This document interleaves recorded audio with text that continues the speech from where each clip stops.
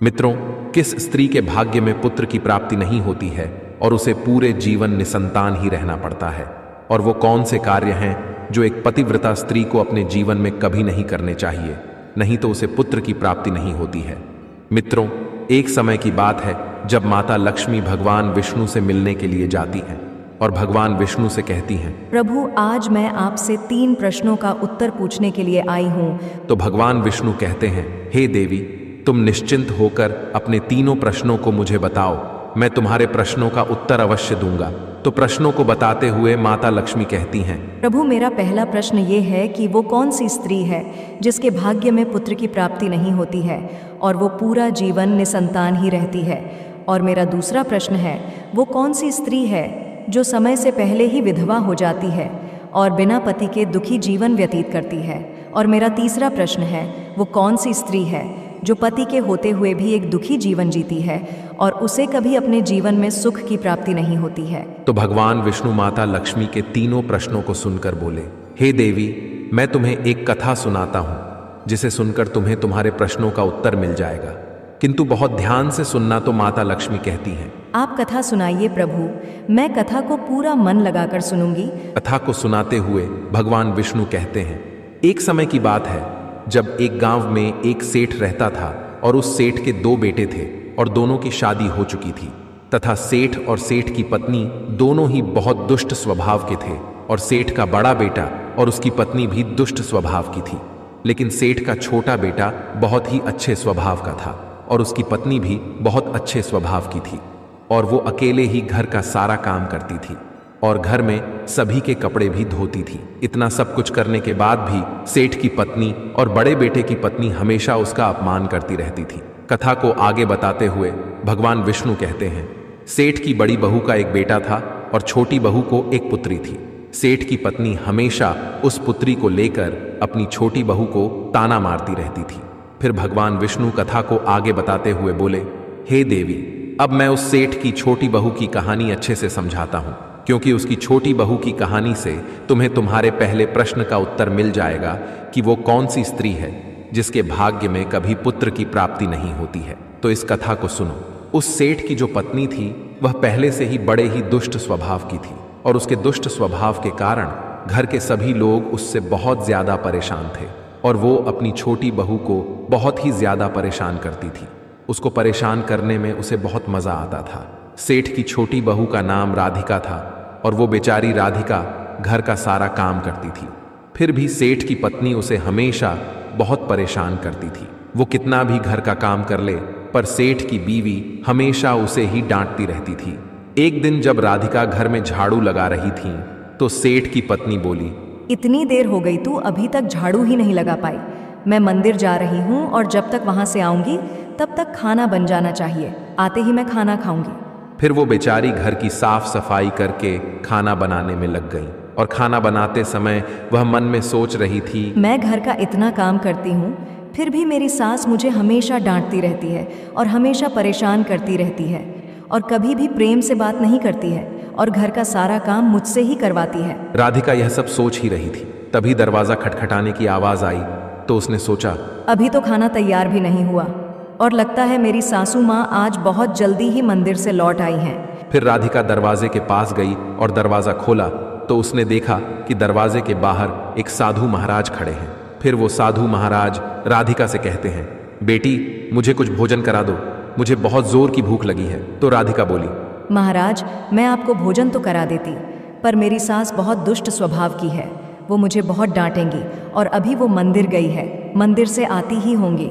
यदि वो आ गई और उन्होंने मुझे आपको भोजन कराते देख लिया तो मुझे बहुत मारेंगी, इसीलिए मैं आपको भोजन नहीं करा सकती। तो साधु बोला, बेटी, थोड़ा सा ही भोजन करा दो, मैंने सुबह से कुछ नहीं खाया है। साधु की ये बात सुनकर राधिका को दया आ जाती है और साधु से बोली, महाराज, आप अंदर आ जाइए, मैं आपको भोजन देती हूँ। तो फिर वो साधु अंदर आ जाते हैं और राधिका उनको भोजन देती है और अभी साधु भोजन कर ही रहे थे, तभी अचानक राधिका की सास मंदिर से घर आ जाती है और उस साधु को भोजन करते देखकर बोली, ये मेरा घर है, कोई भोजनालय नहीं जो हर कोई यहाँ आकर भोजन करके चला जाएगा।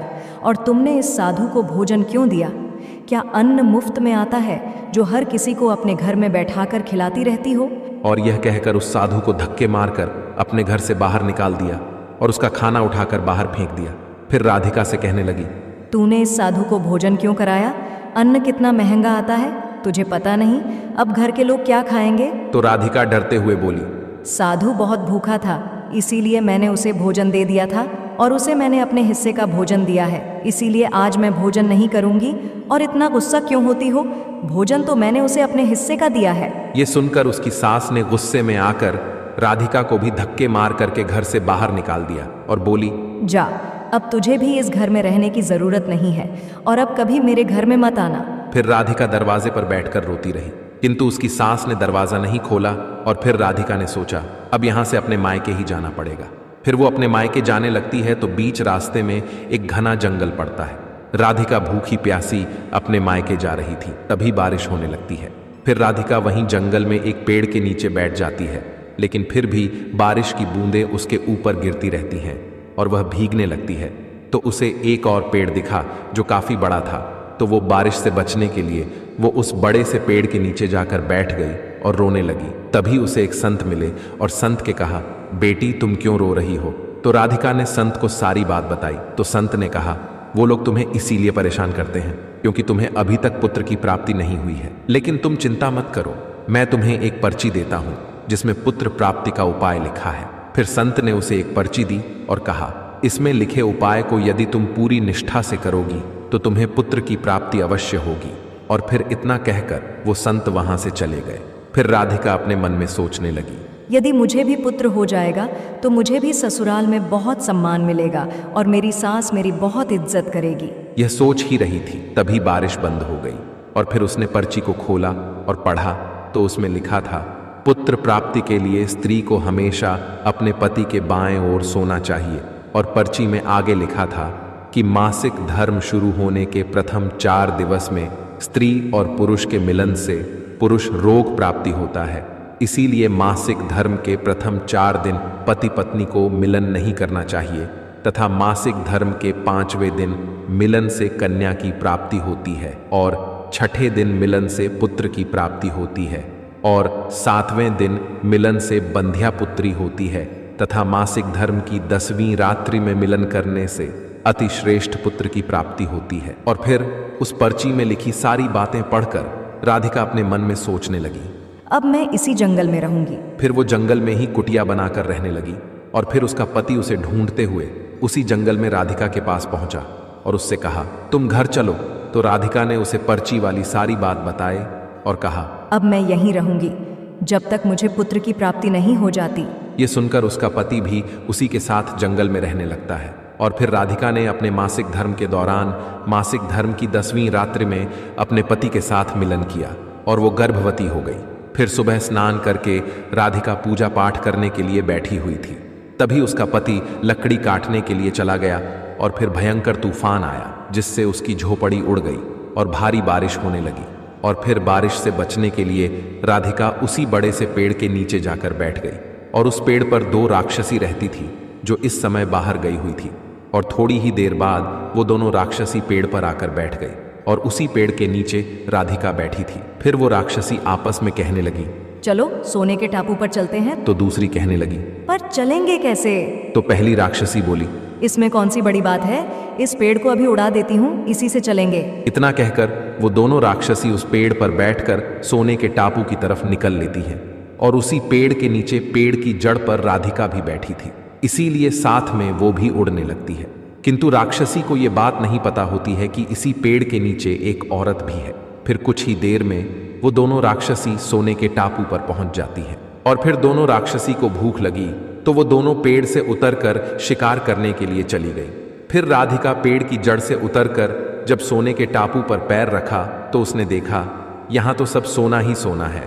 तो वह जल्दी जल्दी सोने को अपनी साड़ी के आंचल में भरने लगी और जितना सोना भर सकती थी उतना भर लिया और फिर दोबारा से उसी पेड़ की जड़ पर जाकर बैठ गई। फिर कुछ देर बाद दोनों राक्षसी शिकार करके वापस आ गई और फिर पेड़ के ऊपर बैठ गई और फिर दोनों आपस में कहने लगी, चलो अब यहाँ से चलते हैं। और फिर कुछ ही देर में वो दोनों पेड़ को लेकर वहीं पर पहुंच गई। फिर राधिका तब तक पेड़ की जड़ पर ही चुपचाप बैठी रही जब तक वो दोनों राक्षसी वहां से चली नहीं गई। फिर भगवान विष्णु कहानी को आगे बताते हुए माता लक्ष्मी से कहते हैं, अब कहानी को ध्यान से सुनना, क्योंकि यहीं से आपको पता चलेगा कि किस स्त्री के भाग्य में पुत्र की प्राप्ति नहीं होती है। तो माता लक्ष्मी कहती हैं, जी प्रभु। तो भगवान विष्णु कहते हैं, फिर कुछ देर बाद वो दोनों राक्षसी वहां से चली गईं और फिर राधिका उस सोने को लेकर पेड़ की जब से नीचे आ गई और सोचने लगी, ये सारा सोना लेकर मैं अपने घर जाऊंगी और मेरी सास इतना सोना देखकर खुश हो जाएंगी और मुझे परेशान करना बंद कर देंगी और मुझसे घर का काम भी नहीं कराएंगी। राधिका ये सोच ही रही थी, तभी उसका पति भी जंगल से लकड़ी काट कर आ गया और राधिका से कहने लगा, इतना सारा सोना तुम कहाँ से लाई हो? तो राधिका ने उसे राक्षसी वाली सारी बात बताई और कहा, चलो अब हम लोग घर चलते हैं। तो उसका पति बोला, ठीक है। और फिर दोनों घर जाते हैं और घर जाते ही राधिका ने अपनी सास को सारा सोना दे दिया। फिर इतना सारा सोना देखकर उसकी सास बहुत खुश हुई और उससे पूछने लगी कि तुम इतना सारा सोना कहाँ से लाई हो? तो राधिका ने अपनी सास को राक्षसी वाली सारी बात बताई। फिर उसकी सास ने सारा सोना ले लिया और उसके बाद राधिका से कहने लगी, इतने सोने से क्या होगा? जब वहां पर बहुत सारा सोना था तो तुझे और ज्यादा सोना लेकर आना था। इतना थोड़ा सोना लेकर क्यों आई हो? तो राधिका बोली, माँ जी, इतना सारा सोना तो है और लाती तो क्या होता? तो उसकी सास बोली, तुझे और ज्यादा सोना लाना था जिससे हमारी 7 पुश्तें बैठकर खाती, फिर भी सोना खत्म ना होता। अब तू देख, इस बार मैं जाऊंगी और बहुत सारा सोना लेकर आऊंगी। तो राधिका ने कहा, नहीं माँ जी, आप वहां मत जाओ, वहां जान का भी खतरा है। तो सास बोली, नहीं, मैं तो जाऊंगी और बहुत सारा सोना लेकर आऊंगी। और इस प्रकार उसकी सास ने उसकी बात नहीं मानी और उसी जंगल में पहुंच गई और उसी पेड़ के नीचे जाकर बैठ गई जहां पर कुछ दिनों पहले राधिका बैठी थी। तो उसे राक्षसी उड़ाकर सोने के टापू पर ले गई थी। फिर कुछ देर राधिका की सास पेड़ की जड़ पर बैठी रही और थोड़ी ही देर में वो दोनों राक्षसी वहां आई और उसी पेड़ पर बैठ गई। फिर एक राक्षसी कहने लगी, आज सोने के टापू पर नहीं बल्कि आज नदी के किनारे चलते हैं, वहां पर मछलियां खाएंगे। और इतना कहकर पेड़ को लेकर नदी की तरफ चल देती है। अभी उसकी सास एकदम से बोल पड़ी, तुम दोनों पेड़ को सोना के टापू पर लेकर क्यों नहीं जा रही हो? तभी उन दोनों की नजर उसकी सास पर पड़ी और उसकी सास सोचने लगी, ये मैंने क्या बोल दिया? अब तो ये राक्षसी जान जाएंगी कि इस पेड़ पर कोई और भी है। फिर वो दोनों ने देखा कि इस पर तो एक स्त्री बैठी है। तो दोनों ने पेड़ को बहुत जोर से हिलाया, जिसके कारण उसकी सास पेड़ से नीचे गिर गई और उसकी मौत हो गई। उसके बाद जब उसके घर वालों को उसकी मौत का पता चला तो सभी लोग वहां पर पहुंच गए और राधिका कहने लगी, मैंने सासू माँ को समझाया था कि वहां मत जाओ, फिर भी वो वहां पर सोने के लालच में चली गई। अब इनके लालच का फल इन्हें मिल गया। मित्रों, कहानी को आगे बताते हुए भगवान विष्णु कहते हैं, इस तरह उसकी सास की मौत हो गई, इसीलिए हमें लालच नहीं करना चाहिए। और फिर कुछ समय के बाद राधिका को एक पुत्र हुआ और पुत्र प्राप्ति के बाद राधिका बहुत खुश थी और उसने अपने घर में एक दावत रखी जिसमें उसने बहुत से पंडितों और संत महात्माओं को अपने घर पर भोजन कराया। फिर भोजन करके सभी संत महात्माओं ने उसको बहुत आशीर्वाद दिया और उधर सेठ के बड़े बेटे की बहू, जो हमेशा राधिका को पुत्र को लेकर ताने मारा करती थी, उसका मुंह हमेशा के लिए बंद हो गया। फिर भगवान विष्णु माता लक्ष्मी से कहते हैं, मेरी कथा समाप्त हुई, अब मैं तुम्हें तुम्हारे प्रश्नों के उत्तर देता हूं। तुम्हारा पहला प्रश्न था, कौन सी स्त्री के भाग्य में पुत्र की प्राप्ति नहीं होती है और वो पूरा जीवन निसंतान रहती है? तो जो स्त्रियां संत द्वारा दिए गए पर्ची में लिखी बातों के विपरीत कार्य करती हैं, उनके भाग्य में पुत्र की प्राप्ति नहीं होती है। और जो स्त्रियां अपने पति का आदर नहीं करती हैं और हमेशा उनसे लड़ती झगड़ती रहती हैं और अपने पति से हमेशा नाराज रहती हैं, उनके भी भाग्य में पुत्र की प्राप्ति नहीं होती है। इसीलिए प्रत्येक स्त्री को अपने पति का आदर सम्मान करना चाहिए। और तुम्हारा दूसरा प्रश्न था कि वो कौन सी स्त्री है जो समय से पहले ही विधवा हो जाती है और बिना पति के एक दुखी जीवन जीती है। तो समझ लो, जो स्त्रियां पति के होते हुए भी मांग में सिंदूर नहीं लगाती हैं और न ही मंगलसूत्र पहनती हैं और जहां भी जाती है बिना सिंदूर और बिना मंगलसूत्र के जाती है तथा पति के कहने पर भी उसकी बात नहीं मानती हैं और पराये मर्दों के 60 संबंध बनाती हैं, तो ऐसी स्त्रियां समय से पहले ही विधवा हो जाती हैं। इसीलिए एक शादीशुदा स्त्री को पतिव्रता जीवन जीना चाहिए और अपने पति के अलावा पराये मर्दों को नजर उठाकर भी नहीं देखना चाहिए। और तुम्हारा तीसरा प्रश्न था कि वो कौन सी स्त्री है जो पति के होते हुए भी एक दुखी जीवन जीती है और उसे अपने जीवन में कभी सुख की प्राप्ति नहीं होती है, तो समझ लो ये वो स्त्रियां हैं जो सुबह देर तक सोती रहती हैं और सुबह 8 या 9 बजे के बाद उठती हैं